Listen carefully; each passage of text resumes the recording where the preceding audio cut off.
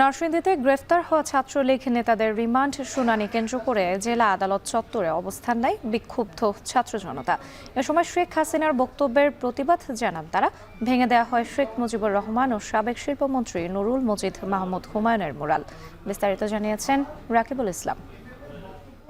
মুহূর্তে আমি দাঁড়িয়ে আছি নরসিংদী জেলা ও দায়রা জজ আদালত প্রাঙ্গণে। এখানে কিছুক্ষণ আগে অর্থাৎ দুপুর 12:15টার দিকে বঙ্গবন্ধুর যে মুরাল ছিল সেটি কিন্তু ভেঙে ফেলেছে শিক্ষার্থীরা। এছাড়া এই আদালত প্রাঙ্গণে সাবেক শিল্পমন্ত্রী এবং নরসিংদীর মনোহরদীর সাবেক সংসদ সদস্য নুরুল মজিদ মাহমুদ হুমায়ুনের যে মুরালটি ছিল সেটিও কিন্তু কিছুটা ভেঙে দিয়েছে শিক্ষার্থীরা।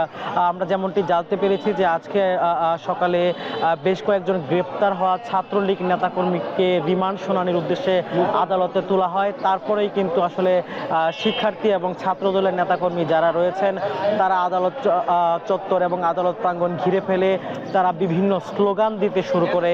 এক পর্যায়ে তারা আসলে বঙ্গবন্ধুর মুরালের কিছু অংশ ভেঙে ফেলে। তারপরেই কিন্তু সাবেক শিল্পমন্ত্রীর যে মুরাল রয়েছে সেটি আসলে ভাঙে। শিক্ষার্থী যারা রয়েছেন তারা কিছুক্ষণ আগে আদালত প্রাঙ্গণ থেকে এক জায়গা থেকে তারা বিভিন্ন জায়গায় ছড়িয়ে ছিটিয়ে রয়েছেন। তারাও দাবি জানাচ্ছেন যে ছাত্রলীগ নেতাকর্মী সহ স্বৈরাচার শেখ হাসিনা সংশ্লিষ্ট যারা রয়েছেন সকলের সর্বোচ্চ বিচারের।